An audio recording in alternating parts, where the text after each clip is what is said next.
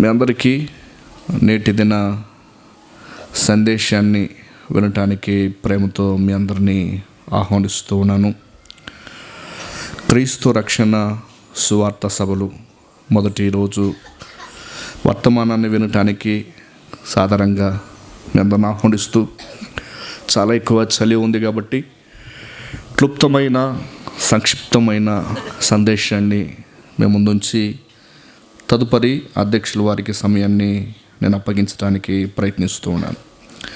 రండి, మీతో పాటు మీ ఆలోచనను, మీ మనసును అందించబడుతున్న వర్తమానంపై కేంద్రీకరించాలని నేను తెలియచేస్తూ నేటి దిన వాక్య సందేశం ఇక్కడికి ప్రేమతో మీ అందరిని ఆహ్వానిస్తూ ఉన్నాను. చదవబడిన లేఖన భాగంలో మోనిటర్ ఏదైనా వెలమించండి. చదవబడిన లేఖన భాగంలో లూకా సువార్త 7వ అధ్యాయము 29-30 వచనాలు మరొకమారు మీ అందరి వినికిడి కొరకు చదివి ధ్యానాన్ని మనం వినటానికి సిద్ధపడదాం. ప్రజలందరూ సుంకరులను యోహాను బోధ విని అతడిచ్చిన బాప్తిసము పొందిన వారై దేవుడు న్యాయవంతుడిని ఒప్పుకొనిరు కానీ పరిసయ్యులను ధర్మశాస్త్రోపదేశకులను అతని చేత బాప్తిసము పొందక తమ విషయమైన దేవుని సంకల్పమును నిరాకరించిరి. చదవబడిన లేఖన భాగములో దేవుని సంకల్పము అన్న మాటను మనం చూస్తాం. తమ విషయమైన దేవుని సంకల్పమును నిరాకరించరి అన్న మాటను చూస్తాం. రాత్రి దేవుని సంకల్పాన్ని గురించి మీ ముందు కొన్ని సంగతులు ఉంచాలని నేను ప్రభువును బట్టి ఇష్టపడుతూ ఉన్నా. ఏమిటి దేవుని సంకల్పం? విశ్వమానవాళి ప్రపంచ ప్రజలమైన మనందరి పట్ల దేవుడు తన సంకల్పాన్ని గ్రంథంలో రాయించాడు. మనందరి పట్ల దేవుని సంకల్పం ఏమై ఉన్నది? రాత్రి వేళ కొన్ని తలంపులు మీ ముందుంచి నేను ముగించడానికి ప్రయత్నిస్తూ ఉన్నా. దేవుడు ఏ వ్యక్తిని, ఏ మనిషిని ఆరిని నేల మీద, ఇది కాశ్మీర్ నుండి కన్యాకుమారి వరకు, గోవా నుండి గౌహతి వరకు మాత్రం కాకుండా అమెరికా నుండి ఆస్ట్రేలియా వరకు వృధాగా పుట్టించలేదు అన్న సంగతి మొట్టమొదటిగా నేను గుర్తు చేస్తూ ఉన్నా. ప్రతి వ్యక్తి పట్ల దేవునికి ఒక సంకల్పం ఉంది. ప్రతి వ్యక్తి పట్ల దేవునికి ఒక చిత్తం ఉంది. ప్రతి వ్యక్తి పట్ల దేవునికి ఒక ప్రణాళిక ఉంది. ఈ రాత్రి మన పట్ల దేవుని సంకల్పం ఏమిటో వినటానికి సిద్ధపడదాం. చదవబడిన లేఖన భాగంలో బాప్తిసమిచ్చు యోహానును గురించి ప్రస్తావన మనకు కనిపిస్తుంది. ప్రజలందరూ సుంకరులను, తర్వాత రాయబడిన మాట మనమేం చూస్తున్నాము అంటే, ప్రజలందరూ సుంకరులు యోహాను బోధ విని అతడిచ్చిన బాప్తిసం పొందిన వారై దేవుడు న్యాయవంతుడిని ఒప్పుకున్నారు. ఎవరు ఒప్పుకున్నారు అంటే సుంకరులు, ప్రజలందరూ. కానీ అక్కడ ఇంకొక వర్గం మనకు కనిపిస్తుంది. మరో మాట చెప్పాలంటే అది ప్రశ్నించే వర్గం. మరో రకంగా చెప్పాలంటే అది వాస్తవాన్ని చూసి నమ్మే వర్గం. వారిని గురించి లేఖన చెప్పిన మాట ఏమిటంటే, పరిసయ్యులు ధర్మశాస్త్రోపదేశకులు అతని చేత బాప్తిసము పొందక తమ విషయమైన దేవుని సంకల్పమును నిరాకరించారు అన్నాడు. ఎవరండి వీరు నిరాకరించింది? ధర్మశాస్త్రోపదేశకులు. ఎవరండి నిరాకరించింది? పరిసయ్యులు. పరిసయ్యులు యూదా జాతిలో ఒక తెగ. వారి భక్తి ఎలాంటిది అంటే మనం చూస్తాం. ప్రభువే చెప్పాడు, పుదీనాలో, సోపులో, జీలకర్రలో కూడా దశమ భాగం ఇచ్చి వారానికి 2 సార్లు ఉపవాసం ఉండేవారు. సుంకరి పరిసయ్యుని ప్రార్థన మనం చూస్తాం. ఆ పరంపరలో ప్రభు బోధించాడు. ఇంత జ్ఞానం కలిగిన వ్యక్తులు, ఇంత భక్తి కలిగిన వ్యక్తులు పుదీనాలో, సోపులో, జీలకర్రలోనే ఇచ్చారంటే వాళ్ళు సంపదలు ఇస్తారు, సమయంలో ఇస్తారు అని మనకు అర్థం కావచ్చు, అర్థమవుతుంది కూడా. ఇంకొక బ్యాచ్ ఉంది, ధర్మశాస్త్రాన్ని ఉపదేశించే వ్యక్తులు, ధర్మశాస్త్రం అనర్గళంగా మాట్లాడగలిగే వ్యక్తులు. వారు కూడా యోహాను గారు బోధ విని మిగిలిన పరిచయులు ప్రజలందరూ బాప్తిసం పొందితే ఈ మేధావి వర్గం ఏం చేసిందంటే యోహానును పక్కన పెట్టింది. కారణం ఏంటో మనం తెలుసు. యోహాను గారి వస్త్రధారణ ఎట్లా ఉంటుందండి? గట్టి చెప్పాలి. మన పచ్చి భాషలో చెప్పాలంటే ఒంటి చర్మంతో వేసుకున్న చొక్కాలన్నమాట. అట్లాంటి వారు పాస్టర్ అని చెప్తే ఎవరైనా వింటారా? ఏం సార్ నీకేది మోటోడైనట్టున్నావు నువ్వు, స్పీకర్ అంటే ఎట్లా ఉండాలి, టక్ ఉండాలి, టాక్ ఉండాలి, వెనకాల ముందు 3-4 దుబ్బే వాళ్ళు ఉండాలా. ఇదైతే మనం ఆ పాస్టర్ చెప్తే మనకు కొంచెం మీద బుర్ర ఎలుగుతుంది. సాధారణంగా వచ్చి ముత్యాలు వేస్తే వచ్చాడు కానీ అనుకుంటాం. వీళ్ళ ఆలోచనలో వీరే బోధకులు కాబట్టి యోహాను గారు చెప్పడం ఏమిటి? వీరి యొక్క ఆలోచన. వారు యోహాను బోధన కాదు తృణీకరించింది, తమ విషయమైన దేవుని సంకల్పాన్ని నిరాకరించారు. నా మాటలు అర్థమవుతున్నాయని నేను అనుకుంటూ ఉన్నాను. ఒకసారి గట్టిగా నిద్రపోయే వాళ్ళు చప్పట్లు కొట్టండి. తెలుసమ్మా, నాకు చాలా తెలుసు. నా భాష మీకు అర్థం కాదని నాకు ఎప్పుడో తెలుసు. కన్ఫ్యూజ్ అయ్యారు కదా? ఏం చెప్పాను నేను? నిద్రపోయే వాళ్ళకి కొట్టండి అంటే దేవుడు మీకు ఎలాంటి వరం ఇచ్చాడు తెలుసా? కళ్ళు తెరిచి కూర్చొని నిద్రపోయే ఆ వరం ఇచ్చాడు. కళ్ళు మూసుకుని నిద్రపోయే వాళ్ళని చూసాం కానీ కళ్ళు తెరిచి ఇలా గాంభీర్యంగా నిద్రపోతారని నేను ఊహించలేదు. నాకు తెలుసు, నా తెలుగుకి తెగులు జోకింది. నా తెలుగు మీకు పొరపాటు అర్థం కాదని నీకు ఇప్పుడు బాగా అర్థమైంది. ఇప్పుడు గట్టిగా సంతోషంగా ఉన్న వాళ్ళకి గట్టిగా చప్పట్లు కొట్టద్దు, కొంచెం రైట్. మొత్తం మీద ఇప్పుడు యాక్టివ్ అయ్యారన్నమాట. చాలా సంతోషం. లేఖనం మనకేం బోధిస్తుంది అంటే తమ విషయమైన దేవుని సంకల్పము నిరాకరించారు. ఎవరండి నిరాకరించింది? దేవుడంటే అధికంగా ప్రేమించే వ్యక్తులు, పరిచయులు. దేవుని ధర్మశాస్త్రాన్ని మన భాషలో చెప్పాలంటే మక్కి కంఠస్థం చేసిన వ్యక్తులు, ఎక్కడ అడిగినా అనర్గళంగా చెప్పగలిగే వ్యక్తులు ధర్మశాస్త్రాన్ని గురించి. వారి దృష్టిలో యోహాను బోధ అంత ఎన్నికకు రానిదనుకున్నారేమో. అందుకనే యోహాను గారి యొక్క బోధన వారు విన్నారు, కానీ బాప్తిసం పొందకుండా దేవుని సంకల్పాన్ని, తమ విషయమైన దేవుని సంకల్పాన్ని నిరాకరించారు. సోదరి, ప్రియ సహోదరుడా, ఈ రాత్రి నీ గుండె మీద చేసుకొని నీవు ఆలోచించు. గుండె కొట్టుకుంటుందా లేదని కాదు, దేవుని సంకల్పాన్ని, నా పట్ల ఉన్న దేవుని సంకల్పాన్ని నేను అనుసరిస్తూ ఉన్నానా అన్నది. ఏమిటి దేవుని సంకల్పం? What is God's plan for us? మన పట్ల దేవుని ప్రణాళిక ఏమై ఉన్నది? రాత్రి కొన్ని సంగతులు మేము ముందుంచడానికి సిద్ధపడతారు. రండి. అపోస్తలుడైన పౌలు కొరింథీయులకు రాసిన మొదటి పత్రిక 1వ అధ్యాయం 21వ వచనంలో ఈ మాటను పౌలు గారు తెలియజేశారు. అపోస్తలుడైన పౌలు కొరింథీయులకు రాసిన మొదటి పత్రిక 1వ అధ్యాయం 21వ వచనంలో పౌలు గారు కొరింథీయులతో ఈ మాట చెబుతా ఉన్నాడు. వినండి. కొరింథీయులు అంటే సామాన్యమైన వ్యక్తులు కాదు. కొరింథీ సంఘంలో ఉన్న సమస్యలు మన సంఘాల కంటే చాలా ఎక్కువ ఉన్నాయని అనిపిస్తూ ఉంది ఒక్కోసారి నేను కొరింథీ పత్రికను స్టడీ చేస్తూ ఉన్నప్పుడు. అక్కడ ప్రకృతి సంబంధమైన వ్యక్తులు ఉన్నారు, శరీర సంబంధమైన వ్యక్తులు ఉన్నారు, ఆత్మ సంబంధమైన వ్యక్తులు ఉన్నారు, గ్రూపిజం కూడా ఉంది అక్కడ.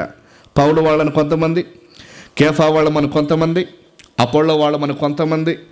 ఇక క్లోయ ఇంటి వారి వలన పౌలు కొంత సంగతులు తెలుసుకొని వారిని సరిచేయటానికి పౌలు ఈ పత్రిక రాశాడు. చాలా ఆర్ఆర్కే మూర్తి చెప్పాలంటే అది కొరింథీయం అన్నాడు అనమాట. అదొక ఇంకో పదం నేను బాగా విన్నాను ఆ రోజుల్లో. అదొక మాయాబజార్ లాంటిది అన్నాడు ఆయన. అలాంటి అన్ని రకాలైన లౌకిక సంబంధమైన వ్యక్తుల చేత నింపబడిన వ్యక్తులు వారు. పౌలు వారితో ఒక మాట అన్నాడు. కొరింథీయులకు రాసిన మొదటి పత్రిక 1వ అధ్యాయం 21వ వచనములో ఈ మాటలు ఇలా రాయబడ్డాయి. దేవుని జ్ఞానానుసారముగా లోకము తన జ్ఞానము చేత దేవునిని ఎరుగుకుండినందున సువార్త ప్రకటనను వెర్రితనము చేత నమ్ము వారిని రక్షించుటకు దేవుని దయాపూర్వక సంకల్పమాయును అన్నాడు. దేవుని నామానికి మహిమ కలుగును గాక. దేవుని దయాపూర్వకమైన సంకల్పం ఏమిటి అంటే సువార్త ప్రకటన అను వెర్రితనము చేత అన్నాడు. సువార్త ప్రకటన అన్నది కొరింథీయులు ఒక రకంగా తీసుకున్నారు. ఏంటి? కొరింథీ పట్టణంలో చాలా గ్రూపిజం, ప్రకృతి సంబంధమైన వ్యక్తులు, అసూయ పడేవారు, శరీర సంబంధమైన వ్యక్తులు, లోక సిద్ధాంతాలకు అటు ఇటు కదిలేవారు, రకరకాల ప్రజలు ఉన్నారు. వారితో పౌలు చెప్తున్న మాట ఏమిటంటే సువార్త ప్రకటన ద్వారా నమ్మితే, సువార్త ప్రకటనను నమ్మితే, సువార్త ప్రకటనను వెర్రితనము చేత నమ్ము వారిని రక్షించుటకు దేవుని దయాపూర్వకమైన సంకల్పం ఆయను అన్నాడు. దేవుని సంకల్పం ఏమిటి అంటే సువార్త విని, సువార్తను నమ్మి రక్షింపబడడం దేవుని సంకల్పం. సువార్తకి మించిన వార్త ఈ ప్రపంచంలో ఏది కూడా లేదని గుర్తు చేస్తూ ఉన్నా. ఎందుకు అంటే సువార్త అన్నది ప్రభువైన యేసుక్రీస్తు వారు ప్రాణం పెట్టి, ఆయన గాయపరచబడి, మరణాన్ని అనుభవించి, సమాధి చేయబడి, తిరిగి లేచి ఎవరైతే విశ్వసించగలుగుతారో వారందరినీ పాపములో నుండి విడిపించడానికి వచ్చిన రక్షకుడు ఆయన. ఇదే వార్త. ఈ వార్తను విని ప్రభువైన యేసుక్రీస్తును స్వంత రక్షకుడిగా అంగీకరించి జీవించడం దేవుని సంకల్పమని లేఖనం చెప్పింది. క్రీస్తు సువార్త సభలు, క్రీస్తును గూర్చిన సభలు, క్రీస్తునే ప్రకటించే సభలు, క్రీస్తు రక్షణ వార్తను ప్రకటించే సభలు ఇవి. క్రీస్తును అంగీకరించడం, ప్రభువైన యేసుక్రీస్తు త్యాగాన్ని అంగీకరించి విశ్వసించడం, నీవు రక్షింపబడడం దేవుని సంకల్పం. నా పట్ల, నీ పట్ల, మనందరి పట్ల దేవుని సంకల్పం ఏమిటి అంటే నీవు రక్షణ పొందాలి. నిన్ను ఊరికిన భూమి మీదకి పంపించలే. ఒక ప్రణాళిక లేకుండా వృధాగా నిన్ను దేవుడు భూమి మీదకి పంపించలేదు. నీ పట్ల ఒక ప్రణాళిక ఉంది దేవునికి. నీవు రక్షింపబడాలి అని. నీవు రక్షింపబడాలి. ఊరికో సార్ మేము దేవునికి అడగొడుతుంటాం, ఇంతమందిలో దేవుడు మమ్మల్ని గుర్తుపెట్టుకుంటాడా అని మనం కొన్ని సందర్భాలు అనవచ్చు. మీ తల వెంట్రుకలన్నీ కూడా మత్తయి సువార్త 10వ అధ్యాయం 30వ వచనంలో అన్నాడు, మీ తల వెంట్రుకలన్నీ కూడా లెక్కించబడ్డాయి. నా డౌట్ ఏంటంటే తల వెంట్రుకలనే లెక్కించబడిన తర్వాత, తల వెంట్రుకలనే లెక్కించిన తర్వాత తల వెంట్రుకలు కలిగిన తలకాయ ఎందుకు లెక్కలే ఉండదు అని నా ఆలోచన. నా మాట మీకు అర్థమైంది అనుకుంటాను. తల వెంట్రుకలనే లెక్కించిన దేవుడు తల వెంట్రుకలు కలిగిన తలకాయ ఎందుకు లెక్కలో ఉండదంటారు? తలకాయ ఉంటేనే కదా తల వెంట్రుకలు లెక్కలోకి వచ్చేది. మరి వెంట్రుకలనే లెక్క చేసినప్పుడు తలకాయ ఎందుకు లెక్కలో ఉండదు? నేస్తాం. చాలా దేవుడు అంటే కుంచిత భావంతో ఉన్నావేమో. రక్షణ అంటే అది రోజు సువార్తికులు ప్రకటించేది కదా. రక్షణ అంటే చిన్నప్పటి నుండి నేను వింటున్న మాటే కదా. రక్షణ అంటే నేను రక్షణ పొందడం ఏంటి? మా నాన్న, మా అమ్మ, మా తాత వాళ్ళందరూ కూడా క్రైస్తవులే. వారి కుటుంబంలో నేను పుట్టాను, నేను రక్షణ పొందడం ఏమిటి? క్రైస్తవ్యము వంశపారంపర్యంగా వస్తున్న సిద్ధాంతం, ఆచారం కాదు. ఎవరు క్రీస్తుని అంగీకరిస్తే వారు రక్షింపబడిన వారు. నాన్న అంగీకరించాడా నాన్న మట్టుకు మాత్రమే, అమ్మ అంగీకరించిందా అమ్మ మట్టుకు మాత్రమే, తాత అంగీకరించాడా వారికి మాత్రమే. వారు క్రైస్తవులు అయి ఉండొచ్చు, నీవు క్రైస్తవుడు అయ్యావా అన్నది ప్రశ్న. వారు సువార్తను నమ్మి ప్రభువును స్వంత రక్షకుడుగా, స్వీయ రక్షకుడుగా అంగీకరించి ఉండవచ్చు. నువ్వు రక్షింపబడ్డావా అన్నది ప్రశ్న. తరాలు గడిచిపోయాయి, వ్యక్తులు గడిచిపోయారు, కొత్త ప్రసంగికులు వస్తూ ఉన్నారు, పాతవారు అవుతూ ఉన్నారు, మళ్ళీ కొత్త ధనం వస్తూ ఉంది. జీవితంలో రక్షణ ఎందుకండి రక్షణను పొందాలి అన్న ప్రశ్న కనుక నీకు వస్తే, పాపము ఎలాంటిది అంటే పాము కాటు కంటే చాలా ప్రమాదకరమైనది. పాపములో నుండి విడిపించగలిగే వ్యక్తి శక్తి ప్రపంచంలో ఒక్కడే, ఆయన ప్రభువైన యేసుక్రీస్తు వారు. పాపము చేసిన ప్రతి వారి మీద రోమిలకు రాసిన పత్రికలో మనం చూస్తాం దేవుని ఉగ్రత ఉంది అని. పాపం చేసిన ప్రతి వారి మీద దేవుని ఉగ్రత ఉంది. ఆ ఉగ్రతను తప్పించుకోవటానికి రక్షణ పొందాలి. ఇది మీ ముందు ఉంచుతున్న సంగతి. రోమిలకు రాసిన పత్రిక 5వ అధ్యాయం. రోమిలకు రాసిన పత్రిక 5వ అధ్యాయం లేఖనం మనకు చాలా స్పష్టంగా ఒక విషయం తెలియచేస్తూ ఉంది. 9వ వచనం, కాబట్టి ఆయన రక్తం వలన ఇప్పుడు నీతిమంతులుగా తీర్చబడి మరింత నిశ్చయముగా ఆయన ద్వారా ఉగ్రత నుండి రక్షింపబడదుము అన్నాడు. ఎవరు పాపం చేస్తారో పాపం చేసిన ప్రతి వ్యక్తి మీద దేవుని ఉగ్రత. ఆ దేవుని ఉగ్రత నుండి రక్షణ పొందాలి అంటే ప్రభువే మార్గం. ఎందుకు అంటే మన పాపములను మోసిన రక్షకుడు ఆయన. యేసుక్రీస్తు కంటే ముందు 600 సంవత్సరాల క్రితం ప్రవక్త యెషయా పలికిన మాటలు మనం చూస్తాం. యెషయా గ్రంథం 53వ అధ్యాయంలో, మన అతిక్రమమును బట్టి అతడు గాయపరచబడ్డాడు, మనము చేసిన దోషములు అతని మీద మోపబడెను అని. నీ నా పాపానికి వెల చెల్లించాడు ప్రభువైన యేసుక్రీస్తు వారు. నీ పాపము నా పాపానికి ఆయన తన ప్రాణాన్ని ఇచ్చాడు. అందుకని నీకు నాకు రక్షణ ఇచ్చాడు. నీవు రక్షణ పొందితేనే నిత్య జీవితంలో ఉంటావు. నీవు రక్షణ పొందితేనే ప్రభువైన యేసుక్రీస్తు ద్వారా నీవు రక్షణ పొందితేనే శాశ్వత జీవితం నీకు ఉంటుంది. నీవు రక్షణ పొందితేనే మరణం తర్వాత మరొక జీవితం. రక్షణ గనుక లేకపోతే దేవుని శిక్ష అంతే. తన ప్రజలను వారి పాపము నుండి ఆయనే విడిపించును. ఇది ఇశ్రాయేలును గురించి చెప్పిన మాట. కానీ యోహాను సువార్త 1వ అధ్యాయంలో మనకు దొరికిన ఒక శ్రేష్టమైన భాగ్యం ఏంటంటే, ఆయన తన స్వకీయుల యొద్దకు వచ్చాను కానీ వారు ఆయనను అంగీకరించలేదు. వారు తృణీకరించిన ప్రభువు మన నిత్య రక్షణకు కారకుడయ్యాడు.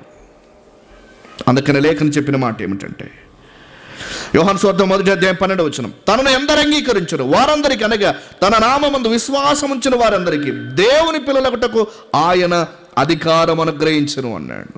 11వ వచనం చెప్పింది, ఆయన తన స్వకీయుల యొద్దకు వచ్చాను కానీ ఆయన స్వకీయులు ఆయనను అంగీకరించలేదు. యేసు అనగా తన ప్రజలను వారి పాపము నుండి ఆయన రక్షించును అన్నాడు. వారు తృణీకరించినది మనకు భాగ్యమయ్యింది. వారు కాదన్నది మనకు ఆశీర్వాదాన్ని తెచ్చింది. వారు కాదన్నది మనకు పరలోకపు పౌరసత్వాన్ని అందించింది. వారు కాదన్నది అన్యులమైన మనలను ధన్యులుగా చేసింది.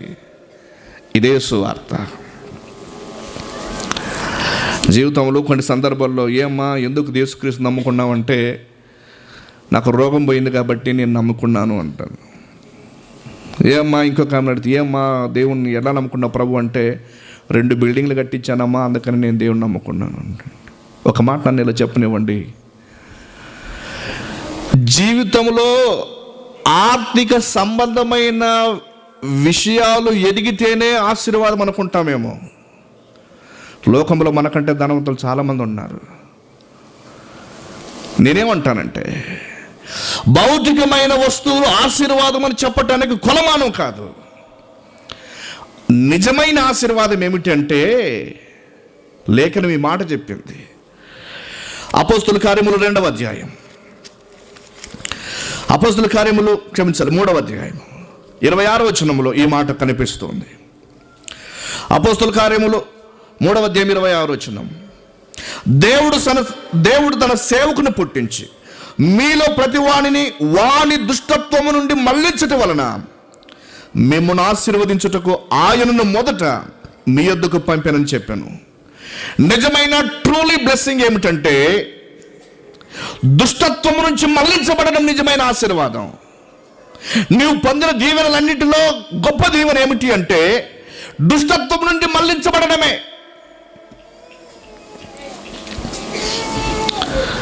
మన పాపం నుంచి మనం మళ్ళించబడడం ఇది దేవుని ప్రణాళిక, దేవుని సంకల్పం. దేవుడు నీ కొరకు నా కొరకు కలిగిన సంకల్పం ఏమిటి అంటే సువార్త ప్రకటన అను వెర్రి తనము చేత. వారికి వెర్రిగా అనిపిస్తూ ఉంటుంది. బయటికి వెళ్ళి మనం సువార్త చెప్పామనుకోండి, ఇది మతబోధ అంటారు. బయటికి వెళ్ళి మనం సువార్త ప్రకటించామనుకోండి, ఇది మీ కాలిన వాళ్ళకి మా కాలిన వారికి ఎందుకు వచ్చారు అంటారు. వారికి అది వెర్రితనం. దానిని నమ్మారనుకోండి, దయాపూర్వకమైన సంకల్పం, దేవుని దయాపూర్వకమైన నిత్య సంకల్పం, రక్షణ సంకల్పం, అది వారికి వెర్రితనంగా కనిపిస్తుంది. ఈ సువార్తనే నిన్ను నన్ను రక్షించగలిగేది. ఈ సువార్తనే నిన్ను నన్ను దేవుని యొద్దకు చేర్చగలిగేది. ప్రభువును నీ కొరకు నా కొరకు దేవుడు రక్షకుడిగా పంపించిన ఈ మాటే దేవుని ప్రణాళికను గుర్తు చేసింది. సుంకరులు ప్రజలందరూ యోహాను బోధ విని బాప్తిసం పొంది దేవుడు న్యాయవంతుడని ఒప్పుకుని బాప్తిసం పొందారు. ఈ మేధావి వర్గం మాత్రం తమ విషయమైన దేవుని సంకల్పాన్ని నిరాకరించారు. యోహానునే నిరాకరించిన ప్రజలు ప్రభువును ఎలా అంగీకరిస్తారు అన్న ప్రశ్న కూడా మనకు వస్తుంది. అఫ్కోర్స్ కొంతమంది అంగీకరించి ఉండొచ్చు, కొందరు నమ్మారు. ఇలా గుర్తు చేస్తాను, దేవుడు యోహాను ద్వారా తన ప్రణాళికను ఆ కాలంలో దేవుని సంకల్పాన్ని ఉద్దేశించి ప్రకటించడానికి అవకాశాన్ని ఇచ్చాడు. వారు వినకపోగా తమ విషయమైన దేవుని సంకల్పాన్ని నిరాకరించారు. మన కాలంలో ప్రభువైన యేసుక్రీస్తును రక్షకునిగా మనకు పంపించి ఆయన త్యాగం, యాగం, బలియాగం ద్వారా రక్షణ మాటలు మనకు అందించటానికి సువార్త ప్రకటన అను వెరితనం చేత ఆ సువార్త ప్రకటననే అంగీకరిస్తే నీవు నేను రక్షణ పొందడం దేవుని దయాపూర్వకమైన సంకల్పం. ఏమిటి దేవుని సంకల్పం అంటే మొట్టమొదటిగా నువ్వు రక్షణ పొందడం అన్నది దేవుని సంకల్పం. ప్రియ సోదరి, ప్రియ బైబిల్ చదవరి, నువ్వు దేవుని రక్షణ ప్రణాళికలో ఉన్నావో లేదో ఆలోచించమని నేను గుర్తు చేస్తా ఉన్నా. రెండవ మాట విందాం. ఏమిటి దేవుని సంకల్పం అంటే ఎఫెసీ పత్రిక మొదటి అధ్యాయం, ఎఫెసీ పత్రిక మొదటి అధ్యాయం 6వ వచనం 4-6 ఈ మాటలు కలిపి ఉంటాయి. ఇక్కడ మనకు ఆ మాటలు కనిపిస్తాయి. ఎఫెసీ పత్రిక మొదటి అధ్యాయం 4-6 వచనాలు ఇలా చదువుతాం. ఎట్లనగా తన ప్రియుని యందు తాను ఉచితముగా మనకు అనుగ్రహించిన తన కృపామహిమకు కీర్తి కలిగినట్లు తన చిత్త ప్రకారమైన దయా సంకల్పము చొప్పున యేసుక్రీస్తు ద్వారా తనకు కుమారులుగా స్వీకరించుటకై మనల్ని ముందుగా తన కోసము నిర్ణయించుకుని అన్నాడు. ఇక్కడ మనం గుర్తు చేసుకోవాల్సిన రెండవ సంగతి ఏమిటంటే తన చిత్త ప్రకారమైన దయా సంకల్పం. దేవుని చిత్త ప్రకారమైన దయా సంకల్పం ఏమిటి? దేవుని చిత్త ప్రకారమైన దయా సంకల్పం అంటే యేసుక్రీస్తు ద్వారా తనకు కుమారులుగా స్వీకరించటకై. ఏమిటండి నీకు నాకు దొరికిన ఆధిక్యత ఎంత గొప్పదో తెలుసా? You become a son of God, you become a son of daughter. నీవు దేవుని యొక్క కుమారుడు, దేవుని యొక్క కుమార్తె. అది ఎలాగంటే యేసుక్రీస్తు ద్వారా. తన చిత్త అక్కడ రాసిన మాట ఏమిటంటే తన చిత్త ప్రకారమైన దయా సంకల్పం. తన చిత్త ప్రకారమైన దయా సంకల్పం. దేవుడు తన చిత్తానుసారంగా ఒక సంకల్పాన్ని ఉంచాడు. ఏమిటి ఆ సంకల్పం అంటే యేసుక్రీస్తు ద్వారా మనలను తన కుమారులుగా స్వీకరించాలని. ఎవరండి మనం? ఈ దేశంలో మనం వెలివేయబడ్డాం. ఎవరండి మనం?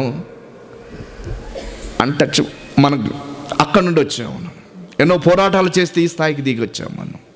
ఎవరండి మనం? బయట, ఇక్కడ కాదు, మీరు అక్కడే. ఎవరండి మనం? ఇట్లా పెట్టుకునేవాళ్ళం. వాళ్ళు అట్లా వేస్తే టచ్ కాకూడదు. అన్యుడమైన నిన్ను నన్ను ధన్యుడిగా చేశాడు దేవుడు. ఎవరు చెప్పారు? ఎవరు తెలుసా? నీ కెపాసిటీని, ఎలిజిబిలిటీ, ఎబిలిటీ అంటే తెలుసా? దేవుని కుమారుడు. వావ్! ఎమ్మెల్యే గారి కొడుకు నా ఫ్రెండ్ అంటేనే ఎమ్మెల్యే గారి కొడుకు ఉండదండి, ఆ ఫ్రెండ్కి అంత రేంజ్ ఉంటుంది. ఎవరు అనుకున్నా తెలుసా? ఎమ్మెల్యే గారి ఫ్రెండ్, వాళ్ళ అబ్బాయి ఫ్రెండ్. ఏంటి ఇంకా మీరెవరు తెలుసా? ఫలానా మంత్రి గారి యొక్క కొడుకు ఫ్రెండ్ యొక్క ఫ్రెండ్ మనముడు. అంత దూరం ఉన్నా కూడా అదేందో మరి పవర్ గెంతున్న బలి షాక్ కొడుతూ ఉంటుంది ఆ పేర్లు వింటేనే. వైబ్రేషన్ తెలియకుండానే కాళ్ళు చేతులు నలిగిపోతూ ఉంటాయి. ఒక అధికారము కలిగిన వ్యక్తి కాస్త టచ్లో ఉన్నాడంటే నీలిగిపోయే ప్రపంచంలో ఉంటే, అమ్మా ఒకసారి ఆలోచించండి. నీకు నాకు దేవుడు ఎలాంటి ఆధిక్యత ఇచ్చాడు తెలుసా? విశ్వానికి తండ్రి అయిన దేవుడు, మానవ రాజ్యాలపైన సామ్రాజ్యాధినేతగా ఉన్న దేవుడు, రాజుల హృదయాలను తిప్పగలిగే దేవుడు, విశాల విశ్వాన్ని నోటి మాట చేత కలిగించిన అంత గొప్ప దేవునికి మనం పిల్లలు. ఇది ఎక్కడ ధన్యత అండి. మనం అనుకుంటాం, మనం ప్రార్థన చేసేటప్పుడు, ప్రభువా నేను గాడిదని, ప్రభువా నేను పందిని, ప్రభువా నీవు పందే. ఎవరు చెప్పారు నీవు పందని? నువ్వు గాడిదా?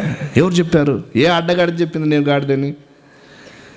నన్ను క్షమించాలి మాట్లాడుకుంటున్నాను. ప్రార్థనలో మీరు ఈ పదాలు దయచేసి ఉపయోగించు. నేను పాపిని అన్నావు బాగుంది, నువ్వు మనిషివి. నీ పందులతో పోల్చుకుంటావా? గాడిదలతో పోల్చుకుంటావా? కోతులతో పోల్చుకుంటావా? ఏంటి? కాదు. దేవుడు నీకేంటో తెలుసు. దేవుడు నీకేమో దేవుడిచ్చాడో తెలుసా? తన ఆకారాన్ని ఇచ్చాడు. నీలాంటి ఐడెంటిటీ ప్రపంచంలో ఎవరికి ఉండదు, నీకు మాత్రమే ఉంటుంది. నీ ఫింగర్ ప్రింట్స్ ఉన్నాయా? ప్రపంచంలో ఎవరికి మ్యాచ్ కావు, నీకు మాత్రమే ఉంటుంది. నీ కంటి ఐబొమ్మ ఉంది కదా, రెప్ప ఐబొమ్మ అంటే మరి పొరపాటున అటువైపు వెళ్ళిపోయారు, ఐబొమ్మ రవి దగ్గరికి వెళ్ళిపోయారు. మీ కంటి రెప్పలు ఉన్నాయో మీకు మాత్రమే, వేరే వాళ్ళకి ఎవరికి కూడా మ్యాచ్ కావు. నీ ప్రపంచంలో నీకు సాటి అయిన పోటీ అయిన వ్యక్తి మరి ఎవరు లేరు, నీవు తప్ప. ఇది నీ స్టేటస్. అంత గొప్ప ఆధిక్యతనేది. మట్టి మనుషులమండి, దేవుడు తన ఆత్మనిచ్చాడు మనకు. నీవు నేను కలిగిన ఆత్మ ఎలాంటిదంటే దేవుని దగ్గర నుండి వచ్చింది, ఎప్పుడు కూడా మరణించదు, చావు లేనిది, అది నిరంతరం ఉనికి కలిగినది. ఒకవేళ క్రీస్తు లేకుండా చనిపోతే పాతాళంలో బాధపడుతూ మండుతున్న ఆ మంటలో కాలుతూనే ఉండాలి, కానీ కాలి బూడిదై చచ్చిపోయేది కాదు. అది అంత గొప్ప ఆత్మను కలిగిన వాళ్ళం మనం. గాలి కలిసిపోయే వ్యక్తులు కాదు మనం, గాలి చేత సృజింపబడిన వ్యక్తులు కూడా కాదు మనం. నీకు తెలియదు నువ్వు ఎంత గొప్పవాడో తెలుసా? దేవుని కుమారుడు ఆ ఆధిక్యత ఇచ్చాడు. మా నాన్న కుమారుడు, మా తాత కుమారుడు, మా భూస్వామి కుమారుడు, ఇది భౌతికం. ఎంత పెద్ద సంపాదించిన ఒక పెట్టులు పెట్టి మాత్రం గొంతులో దొబ్బేస్తారు ఇక అంతే. లాస్ట్ నీకు ఇచ్చేదని తెలుసా? మన్నే ఇస్తారు ఇక అంతే. 100 మందికి నువ్వు భూదానం పెట్టు, 100 మందికి గోదానం చేయి, 100 మందికి విద్యాదానం చేయి, నీకు ఇచ్చే చివరికి లాస్ట్ స్టేజ్ అంటే మన్నే ఇచ్చి పంపిస్తాను నిన్ను. ఎందుకు? నీకు ఏదైతేనో తృప్తి. అదే మన జీవితం. ప్రపంచాన్ని పరిపాలించిన వ్యక్తి కూడా ఇచ్చేది మొన్నే, అందరికీ డబ్బులు ఇచ్చినా మనం ఇచ్చేది మొన్నే. కానీ ఈ మట్టి దేహానికి దేవుని కుమారుడు అవకాశాన్ని ఇచ్చాడు. ఎంత గొప్ప! ఇది రాత్రి వేళ దేవుని సంకల్పం. దేవుని సంకల్పం అంటే ఏంటో తెలుసా? నీవు దేవుని కుమారుడు, దేవుని కుమార్తె, తిరగలేదు ఇంకా. ఆ స్థాయిలో బతకాలి మనం. ఎమ్మెల్యే రేంజ్లోనే బతుకుతాడు, రాజు రేంజ్లోనే బతుకుతాడు, సామాన్యుడు రేంజ్లో. కానీ దేవుని కుమారుడిగా బ్రతికే జీవితాన్ని మనం నేర్చుకుందాం. నేను దేవునికి భయపడువాడును గనక ఇంత ఘోరమైన దుష్కార్యం నేను ఎలా చేతును అన్నాడు. ఎవరు? యేసేపు. కొన్ని సందర్భాల్లో పాపం ఎదురైనప్పుడు నేను దేవుని కుమారుని, ఈ పాపాన్ని నేను చేయకూడదు, నేను దేవుని బిడ్డను, ఈ పాపాన్ని నేను చేయకూడదు. ఆ తెగింపు రావాలి. పాపాన్ని ఎదిరించడంలో ఎక్కడి దాకా పోరాడమన్నాడు తెలుసా పౌలు గారు? రక్తము కారునంతగా దాన్ని ఎదిరించండి. మనకు అవకాశాలు దొరకాలే, అంతేగాని వెయిటింగ్ ఫర్ యూ అన్నట్టు గ్రంథం చెప్పింది, లేఖనం చెప్పింది. రక్తం కారునంతగా ఎదిరించండి. పాపము అవకాశం నీ ముందు వస్తే అవసరమైతే రక్తం కారినా పర్వాలేదు, పాపం చేయకుండా జాగ్రత్త పడమని అది చెప్పింది వాక్యం. ఎందుకు తెలుసా? నీవు దేవుని కుమారునివి. దేవుని సంకల్పం అంత గొప్పదిగా నీ పట్ల ఉంది. దేవుని సేవకులు ఉన్నారు, దేవదూతలు ఉన్నారు కదా. దేవదూతల కంటే గొప్పవాళ్ళం మనం. దేవదూతల కంటే గొప్పవాళ్ళం. లాజిక్ ఏంటో చెప్పమంటారా? దేవదూతలు దేవుని సేవకులు, మనం దేవుని కుమారులం. అదే ఆధిక్యత. నేను పాపం చేస్తే తండ్రి నన్ను క్షమించని రొమ్ము కొట్టుకుంటే నన్ను క్షమిస్తాడు ఆయన. దేవదూతలకు అవకాశం లేదు. ఇలా చెప్పనివ్వండి, మనం పొరపాటు చేస్తే క్షమించటానికి సదా సిద్ధంగా ఉన్నాడు దేవుడు. అపవాదికి అవకాశం లేదు, దేవదూతలకు అవకాశం లేదు. ఇలా చెబుతా, ఒకవేళ దేవదూతలు కనుక క్షమాపణ మార్గం ఒకటి వచ్చింటే, క్షమాపణ మార్గం కనుక దేవుడు ఇచ్చింటే, పడిపోయిన లూసిఫర్ మనకంటే ముందు పోయి కూర్చునేవాడు. దేవా నన్ను క్షమించండి, నా లాజిక్స్ అర్థమవుతున్నాయి, నా మాటలు అర్థమవుతున్నాయని నేను అనుకుంటాను. దేవా నన్ను క్షమించండి, తప్పు చేశాను, మరలా నా పోస్ట్ నాకు ఇవ్వడని కాళ్ళు ఏళ్ళు పట్టుకొని అవసరం మధ్య డొల్లి, మన భాషలో ఏదైనా కింద మీద పడి తీర్చుకునేవాడు పోస్ట్. మరలా అవుట్ ఆఫ్ క్వశ్చన్, ఏం మాట్లాడకూడదు ఇక, అంతే. నీవు ఎన్నిసార్లు పోలేదు? ఎన్నిసార్లు మన ఇష్టానుసారంగా పోలేదు? వాక్యాన్ని చెబుతున్న సేవకుని ఎదిరించి ఎన్నిసార్లు చెప్పలేదు మనం? వాక్యాన్ని బోధిస్తున్నా ఇదే పని తప్ప వేరే పని ఏం లేదు కానీ మూతి ముందర చెప్పి ఎన్నిసార్లు మనం వెళ్ళిపోలేదు? సేవకు నిలబడి, అమ్మా వినండి, నీవేం చెప్తావు వాక్యం, పలానా సార్ వచ్చాడు చాలా బాగా చెప్తా, అక్కడికే పోతాను, నీ వాక్యం విని బోరు కొట్టింది మాకు. ఎన్నిసార్లు దేవుని సేవకుని అగౌరవపరిచి మనం వెళ్ళలేదు. అయినా నేటికి మన పట్ల ఒక క్షమాపణ మార్గం తెలుసుకుని ఉంది. ఇంత గొప్ప స్టేటస్ నిది, దేవుని దూత కంటే గొప్పవాడు. అసలు మన కొన్ని సందర్భాల్లో, నాయనా నీ దూతలు నాకు కావలి ఉంచాడు, దూతలకు మించిన పవర్ నీకుంది. ఆయనే మనకు 3 అంచెల భద్రత కనిపిస్తాడు దేవుడు. దేవుని నుండి, ప్రభువైన యేసుక్రీస్తు నుండి, పరిశుద్ధాత్మ నుండి మనకు భద్రత. 3 అంచెల భద్రత మనకుంది. యెహోవా భక్తుల యొడల తన దూతలు కావులుంచుతాడంటాడు కీర్తనకారుడు. అంత భద్రత మనకుంది, అంత గొప్ప ఎబిలిటీ మనకుంది. మనమే చాలా సందర్భాల్లో దేవునికి దూరం అయిపోతూ ఉంటాం. దేవుడా, నీవు ఆదివారం మాత్రమే నీ దగ్గరకు వస్తాను, మిగిలిన రోజులంతా నా పని నేను చేసుకుంటాను, టైం ఉంటే రాత్రి 2 మాటలు చెప్తాను, తర్వాత పడుకుంటాను. జీవితం అంతా సంపాదనే, జీవితం అంతా పనే.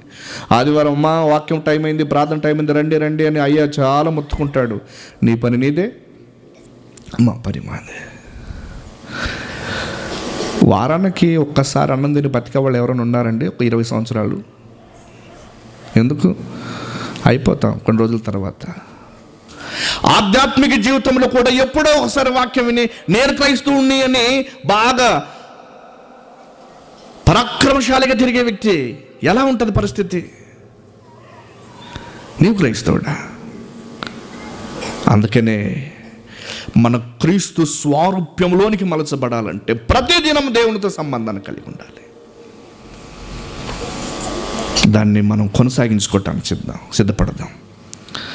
రెండవదిగా ఏమిటి దేవుని సంకల్పం అంటే, క్రీస్తు ద్వారా మనల్ని దేవుడు తన కుమారులుగా స్వీకరించడానికి, దేవుని కుమారులుగా స్వీకరించడానికి ఆయన దయాపూర్వకంగా సంకల్పమైంది.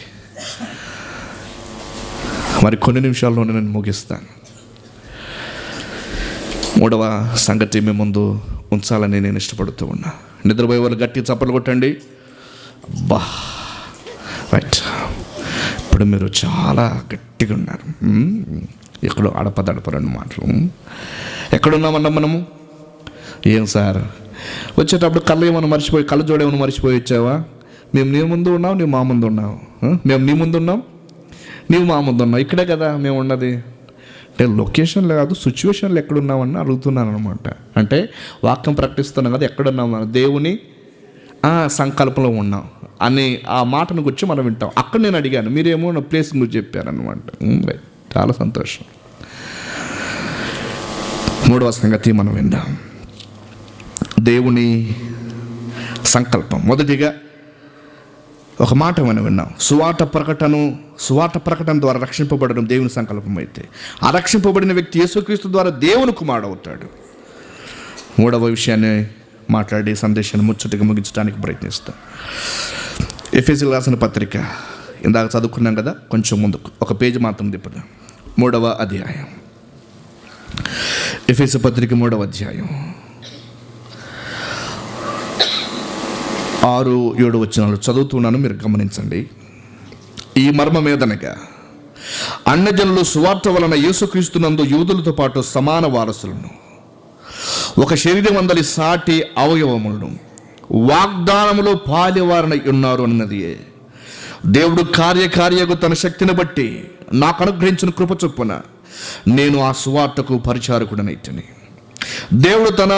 దేవుడు మన ప్రభువైన యేసుక్రీస్తునందు చేసిన నిత్య సంకల్పము చొప్పున పరలోకములో ప్రధానులకు, అధికారులకు, సంఘం ద్వారా తన యొక్క నానా విధములైన జ్ఞానం ఇప్పుడు తెలియబడవలను ఉద్దేశించి శోధింపశక్యాన్ని క్రీస్తు మహిమైశ్వర్యం అన్యజనుల్లో ప్రకటించుటకు సమస్తమును సృష్టించిన దేవుని యందు పూర్వకాలం నుండి మరగై ఉన్న మర్మము గుర్చిన ఏర్పాటు ఎట్టిదో అందరికీ తేటపరచుటకు పరిశుద్ధులలో అత్యల్పుడైన నాకు ఈ కృప అనుగ్రహించును అన్నాడు. 2 మాటలు ఇక్కడ మనం చూస్తాం. ఏమిటి 2 మాటలు అంటే? మర్మము అన్నాడు, దేవుని సంకల్పం. ఏమిటి ఆ మర్మము అంటే, ఒకటి యూదులతో పాటు సమాన వారసత్వం. యూదులకి ఒక జాతి అహంకారం అన్నది ఇప్పటికీ కనిపిస్తుంది. అది ఒక రకంగా మనం ఎరిగిన వాళ్ళగా ఇలా చెబుదాం, దేవుడు వారికి ఇచ్చిన ఆధిక్యత. యూదుని కలిగిన గొప్పతనం ఏమిటి అని ప్రశ్న ఇస్తే పౌలే దానికి సమాధానం చెప్పాడు. ఏం చెప్పాడు అంటే, చాలా చక్కగా పౌలు తన మాటల్లో యూదుని గురించిన ఒక గొప్ప సంగతి, వీరు ఇశ్రాయేలీయులు, దత్తపుత్రత్వమును, మహిమను, నిబంధనలు, ధర్మశాస్త్ర ప్రధానమును, అర్చనాచారులను, వాగ్దానములు వీరివి. పితరులు వీరివారు, శరీరమును బట్టి క్రీస్తు వీరిలో పుట్టాను, ఈయన సర్వాధికారి అయిన దేవుడు అని ఇశ్రాయేలుని గురించి ఈ మాట చెప్పాడు. ఇంత గొప్ప ఆధిక్యత వారికి ఉంది. కానీ ఇక్కడ ఏం మనం చూస్తామంటే, ఎవరు యేసుక్రీస్తును అంగీకరించి విశ్వసిస్తారో వారు యూదులతో పాటు సమాన వారసులు అన్నాడు. 2వ అధ్యాయంలో చాలా ఎక్కువగా చెప్పి ఏమన్నాడు అంటే, ఆ కాలమందు ఇశ్రాయేలుతో సహపౌరులు కాక, ఎఫెసీ పత్రిక 2వ అధ్యాయం 12వ వచనం, ఆ కాలమందు ఇశ్రాయేలుతో సహపౌరులు కాక పరదేశులను, వాగ్దాన నిబంధన లేని పరజనులను, నిరీక్షణ లేని వారును, లోకమందు దేవుడు లేని వారమై ఉండి క్రీస్తునకు దూరస్తులై ఉంటారని మీరు జ్ఞాపకం చేసుకొనుడి అన్నాడు. ఆయనను మునుపు దూరస్తులైన మీరు ఇప్పుడు క్రీస్తునందు సమీపస్తులై ఉన్నారు, క్రీస్తు రక్తం వలన సమీపస్తులై ఉన్నారు అన్నాడు. యూదులకి అన్యజనులకి ఎప్పుడు కూడా ఒక గోడ ఉండేది. మేము దేవుని ప్రజలం అనుకునేవాళ్ళు యూదులు. అందుకని ఒక పర్యాయం సమరస్త్రీ యేసుక్రీస్తుతో ఏమందంటే, యూదుడు అయిన నీవు సమరస్త్రీనైన నన్ను దాహమిమ్మని ఎలా అడుగుతున్నావు? ఎందుకంటే యూదులు సమరయులతో సాంగత్యం చేయరు. సమరయులతో మాత్రం కాదు, ఎవరితోనైనా, అంటే వారొక జాతి భావం. కానీ సువార్త ప్రకటన అన్నది, దేవుని సంకల్పం అన్నది ఏమిటి అంటే, యేసుక్రీస్తును మనం విశ్వసించడం ద్వారా యూదులతో పాటు సమాన వారసత్వం మనకు దొరుకుతుంది. తర్వాత 2వ సంగతి ఏమిటంటే, దేవుడు మన ప్రభువుని యేసుక్రీస్తునందు చేసిన నిత్య సంకల్పం. 8-11 అక్కడ 3వ అధ్యాయం 8-11 వచనాలు కనిపిస్తాయి. ఏమిటి దేవుని నిత్య సంకల్పం అంటే, సంఘము ద్వారా తన యొక్క నానా విధమైన జ్ఞానం ఇప్పుడు తెలియబడవలను ఉద్దేశించి అన్నాడు. దేవుని సంకల్పం ఏమిటంటే, సంఘము ద్వారా దేవుని నానా విధములైన జ్ఞానము తెలియపరచాలి అన్నది దేవుని సంకల్పం. అర్థమవుతుంది అనుకుంటా ఉన్నాను. ఎక్కడంటే అక్కడ రాసిన మాట ఏం చెప్పాడు అంటే, పరలోకములోను ప్రధానులకును అధికారులకు సంఘము ద్వారా. సంఘము అన్నది పాత నిబంధనలో ఒక మర్మంగా కనిపించింది. పాత నిబంధన భక్తులందరికీ, ప్రవక్తలందరికీ. వాడు కలలో కూడా ఊహించి ఉండరు అన్యజనులు క్రీస్తునందు ఏకత్వాన్ని యూదులతో పాటు పొందుతారు అని. దానిని మర్మము అన్నాడు పౌలు గారు. సంఘానికి ఇచ్చిన ఆధిక్యత ఏంటంటే, ఇలా చెబుతా, దేవుని గురించి ఎవరు చెప్పాలండి? దేవుడు ఉన్నాడని ప్రకటించే వాళ్ళు ఎవరు? దేవుని తెలుసుకునే వాళ్ళే ప్రకటిస్తారు. మరి దేవుణ్ణి తెలుసుకోవాలంటే యేసుక్రీస్తు దగ్గరకు వస్తే సువార్త వింటే దేవుడు ఏంటో మనకు అర్థమవుతాడు. దేవుని ప్రణాళిక ఏమిటంటే, నువ్వు రక్షింపబడి దేవుని కుమారుడై దేవుని యొక్క నానా విధములైన జ్ఞానాన్ని లోకములో ప్రకటించాలి అన్నది దేవుని సంకల్పం. ఇలా చెబుతా, మనం రక్షణ పొందినంత మాత్రం దేవుడు సంతోషం. దానికి మించి ఒకటి ఉంది. అదేమిటంటే, దేవుని యొక్క నానా విధములైన జ్ఞానాన్ని లోకంలో ప్రకటించాలి. అది నేను చేయవలసిన పని. అది దేవుని సంకల్పం. అంటే నీవు రక్షింపబడ్డావు, మరి నీతోటి వ్యక్తి. నీవు రక్షింపబడ్డావు, మరి నీ రక్తం పంచుకొని పుట్టిన వ్యక్తి. ధనవంతునికి భూమి మీద ఉన్నప్పుడు అన్నల మీద తమ్ముళ్ళ మీద అంత ప్రేమ రాలేదేమో, కానీ చనిపోయిన తర్వాత వచ్చింది. భూమి మీద ఉన్నప్పుడు వాళ్ళ అన్నల గురించి సంభాషణ ఎక్కడ కనిపించదు. లూకాసు వార్త 16వ అధ్యాయంలో ధనవంతుడు చర్చించుకున్న మాటలు ఎక్కడ కూడా కనిపించవు. ఎక్కడ చర్చించాడు వాళ్ళ అన్నల గురించి? ఏం భూమి మీద గుర్తు రాలేదా? నీ ఆస్తి కొంచెం ఇచ్చింటే బాగుండేది కదా, మా తమ్ముడు బాగా ఇచ్చాడు, మా అన్న బాగా ఇచ్చాడు అని చెప్పుకునేవాళ్ళు. అక్కడ గుర్తుకొచ్చింది అనమాట. ఏముంది అప్పుడు? ఒకవేళ అలాగే అనుకుందాం. ఎలాగనుకుందాం? ధనవంతుడికి ప్రభు వచ్చి, నాయనా నీ వెళ్ళి ప్రకటించని చెబితే ఆ ఊర్లో వాళ్ళు ఉంటారా?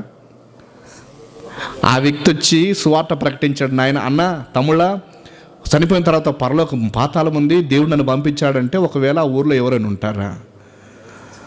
ఎన్ని డెఫినేషన్ తీస్తారు కదా దానికి, ఇంకా ఎన్ని రకాలైన సిద్ధాంతాలు చేస్తారు. ఊరు మొత్తం ఖాళీ అవుతుంది.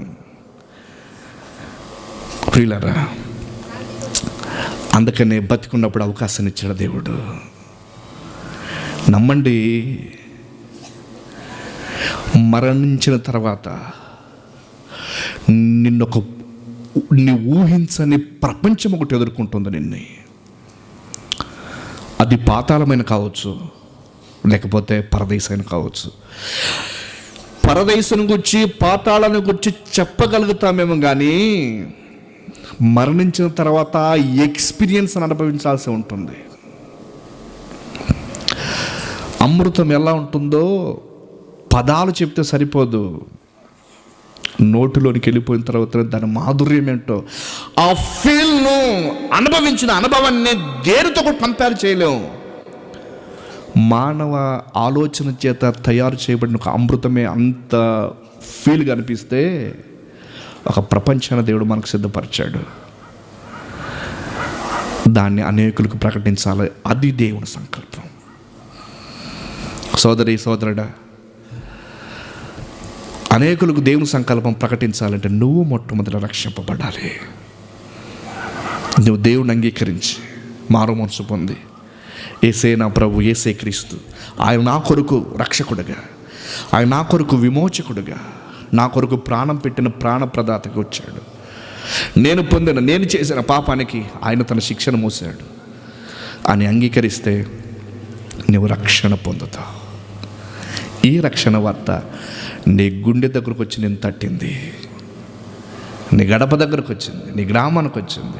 యేసు రక్షకుడు, ఆయన అంగీకరిస్తేనే దేవుని సంకల్పం అని. ఇది దేవుని యొక్క మాస్టర్ ప్లాన్. ఈ దేవుని యొక్క సంకల్పం నీకు అర్థమైతే ఖచ్చితంగా నువ్వు ప్రభువుని అంగీకరిస్తావు.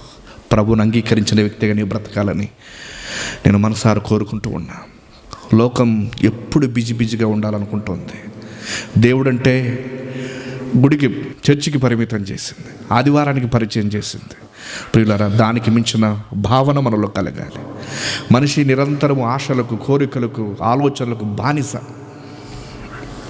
మనిషి ఎప్పుడు కూడా డబ్బు పిచ్చిలో పడ్డాడు, అక్రమాల సంబంధాల్లో పడ్డాడు, తాగడంలోనో, జూదంలోనో, మట్కాలో, గుట్కాలో అన్ని రకాలైన మనకు తెలియనివంటి ఏముండవు అన్నీ కూడా చేసొచ్చు. అన్ని చేస్తూ వెళ్ళిపోయామనుకోండి, ఒక భయంకరమైన ప్రపంచం నిన్ను ఎదుర్కొంటూ ఉంది. జాగ్రత్త పడదాం. తాగడంలో సంతోషం, వ్యభిచారంలో సంతోషం, ఇవే లోకమిస్తున్న డెఫినేషన్స్. భౌతికమైన వ్యభిచార సంబంధమైన దాంట్లోనే సంతోషం అనుకుంటే ఎయిడ్స్ లాంటి భయంకరమైన రోగాలు ప్రపంచానికి వచ్చేవి కాదు. తాగడంలోనే ఆనందం అనుకుంటే ఒక 40 సంవత్సరాలు 30 సంవత్సరాలు సీనియర్ తాగబోతున్నాడు, అడగండి, అయ్యా నువ్వు తాగుతున్నావు కదా, ఎంత ఆనందంగా ఎంత బలంగా ఉన్నావంటే డాక్టర్ ఇచ్చిన సర్టిఫికెట్లన్నీ మీకు చూపిస్తాడు. తాగడం వల్ల ఇక్కడ దెబ్బతింది, అక్కడ దెబ్బతింది అని చెప్తాడు. మరి తాగడంలో సంతోషం ఉంటే, పాపంలోని సంతోషం ఉంటే ఘోరమైన భయంకరమైన రోగాలు ఎందుకు వస్తాయి? ప్రసంగం అన్నాడు, ధనము చేత తృప్తి కానేరదు అన్నాడు. ప్రసంగి గ్రంథం 5వ అధ్యాయం 10వ వచనం అనుకుంటాను. ఏమంటాడంటే, తాను రాజులు సంపాదించిన సంపాదనతో కూడా సంపాదించాడు, ఏది కావాలన్నా దాన్ని సంపాదించుకోవడానికి ప్రయత్నించాడు, కానీ తృప్తి లేకుండా జీవించాడు. ప్రసంగి గ్రంథం 5వ అధ్యాయం 10వ వచనంలో, ద్రవ్యం అపేక్షించేవాడు దాని చేత తృప్తి నొందడు అన్నాడు. ధనవృద్ధిని అపేక్షించేవాడు దాని చేత తృప్తి నొందడు, ఇదే వ్యర్థము అన్నాడు. డబ్బును పొందాలనుకుంటే డబ్బు చేత తృప్తి పొందడంట. ఎందుకంటే శత్రువులు ఎక్కువ అవుతాడు అన్నాడు ఆయన. రాజులు సంపాదించాలనుకున్న జ్ఞానాన్ని, రాజులు సంపాదించాలనుకున్న సంపాదన అంతా కూడా సంపాదించుకున్నాడు. ధనము తృప్తినివ్వదని స్టేట్మెంట్ ఇచ్చాడు.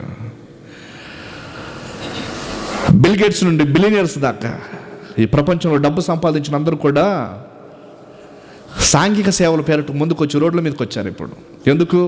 వారు సంపాదించిన సంతోషాన్ని ఒక సమాజ సేవకు ఇచ్చిస్తే సంతోషం ఇస్తుంది. జీవితం అనుభవించి వాళ్ళు ఒక డెఫినేషన్ ఇచ్చారు, సంతోషం సంపదలు లేదు అని. ఈ ప్రభు నా దగ్గర రండి, నేను సమాధానం ఇస్తాను అన్నాడు. సోదరుడా, ఈ ప్రభుని అంగీకరించమని నేను ప్రభుని బట్టి మనం చేస్తూ ఉన్నాను. మనిషి ఆశకు బానిస, తాగడానికి బానిస. ఒకసారి గుర్తు చేశాను అనుకుంటా, మరోసారి గుర్తు చేసిన సందేశాన్ని ముగిస్తా. ఒక ఆమెకు తేలు కొరికింది, ప్రార్థన చేసుకోవటానికి వచ్చాను నా దగ్గరికి. నేను చర్చిలో ఉన్నాను, కిటికీలో చూశాను. ఆమె ఏడుస్తూ ఉంటే, తేలు ఎలా ఉంటుందండి? నాకు తెలిసిన ఎక్స్పీరియన్స్ ఏంటంటే, అగ్గి కణం ఒకటి చర్మం మీద పడితే ఎంత మంట ఉంటుందో అలా ఉంటుంది అన్నమాట, నాకు తెలిసిన ఎక్స్పీరియన్స్. ఆమె తేలు కొట్టింది, చాలా ఏడుస్తూ ఉంది, బాధపడుతూ ఉంది. ఆ బాధలో ఈ ఏలు కొరికింది అనమాట. కొరకడం కాదు, కుట్టింది అనమాట. ఏలు కుట్టింది. మనకు కొరికిందంటేనే మనకు అర్థమవుతుంది. తేలు ఏలు కొరికింది. అంత బాధలో ఆమెకు నసి గుర్తుకొచ్చింది. నేను చూస్తూ ఉన్నాను, ఆమె డబ్బా తీసి ఏలు పెట్టి ఈ ఏలుతో దిక్కడం స్టార్ట్ చేసింది. నాకు అనిపించింది అప్పుడు, ఆమెకు తేలు బాధ కంటే, చెప్పండి, ఇది సగటు మనిషి యొక్క ఆలోచన. నాయన ఇప్పుడు చచ్చిపోతా ఉంటే చచ్చిపోయినా పర్వాలేదేమో, నాకు కొంచెం మంది తాగుతాను. ఇది మనిషి మనుగడ. మా స్నేహితులు దానియల్ గారు ఉండే, వాళ్ళు చనిపోయారు. ఆయన హాస్పిటల్లో వాళ్ళ మిస్సెస్ వర్క్ చేయడానికి డ్రాప్ చేసి వచ్చాడు. యాక్సిడెంట్ అయిందంట ఒక ఆయనకి. యాక్సిడెంట్ అయితే బ్లీడింగ్ పోతూ ఉంది. బట్ట కట్టారు అక్కడ. బట్ట కట్టి ఆయన ఈగలన్నీ కూడా కూర్చున్నాయి అక్కడ ఆటోలో. ఆ రక్తం పోతూ ఉంది. పక్కనున్నవని అడుగుతాడంట, జస్ట్ బీడీ అని తట్టుకోలేకపోతా ఉన్నాను అని. బీడీ రక్తం పోతున్నా మనకి రక్తం మీద ధ్యాసలే, దేని మీద ధ్యాస ఉంది? ఇది మనిషి మనుగడ. ప్రాణం పోతున్నా మనిషి యొక్క ఆశ అదే. నేస్తాం, ఒకసారి ఆలోచించు. నీ జీవితం ఇలా ఉండాలని దేవుడు ఇష్టపడ్డాడు. దేవుని కుమారుడిగా నీవు ఉండాలని ఇష్టపడ్డాడు. ఇది దేవుని సంకల్పం. కాబట్టి చిన్న చిన్న ఆశలకు లోనై జీవితాన్ని ఎందుకని పాడు చేసుకుంటావు? 70-80 సంవత్సరాల జీవితము అర్థం కాకుండా 20 సంవత్సరాలకి ఉరి వేసుకుని చచ్చిపోతే శాశ్వత జీవితం ఏమర్థమవుతుంది అట్టి వాడికి? జాగ్రత్త. దేవుడు ఒక సంకల్పాన్ని కలిగి నన్ను సృష్టించాడు. ఆ సంకల్పాన్ని అంగీకరించి తెలుసుకొని దేవుని కొరకు బ్రతకాలని ప్రభుని బట్టి మనం చేస్తాం. అటు గొప్ప ధన్యత, గొప్ప భాగ్యం. వాక్యమైన ప్రతి వారికి దేవుడు మెండుగా తన కృప నుంచి మహిమ పొందనుగాక. ఆమె చిన్న ప్రార్థన చేసి అధ్యక్షుల వారికి సమయాన్ని అప్పగిస్తాను. ప్రేమ కలిగిన మా తండ్రి, మీకు స్తోత్రాలు. మీరు అందించిన కొన్ని చక్కటి తలంపులు బట్టి మిమ్మల్ని స్తుతిస్తూ ఉన్నాం. మీ సంకల్పం ఈ రాత్రి వేళ నిలబడి ప్రకటించుండగా మీ సంకల్పాన్ని గుర్తు చేసి సువార్త ప్రకటన చేత రక్షింపబడాలని, నాయన క్రీస్తు యేసునందు మీ పిల్లలుగా ఉండాలని, సంఘం ద్వారా నానా విధమైన జ్ఞానము చేత అనేకులకు మీ ప్రణాళిక ప్రకటించాలని 3 విషయాలు మాకు తెలియజేశారు. రక్షింపబడి మీ పిల్లలై మీ పనిలో ఉండటానికి, మీ సేవ చేయటానికి మా అందరికీ సహాయించండి.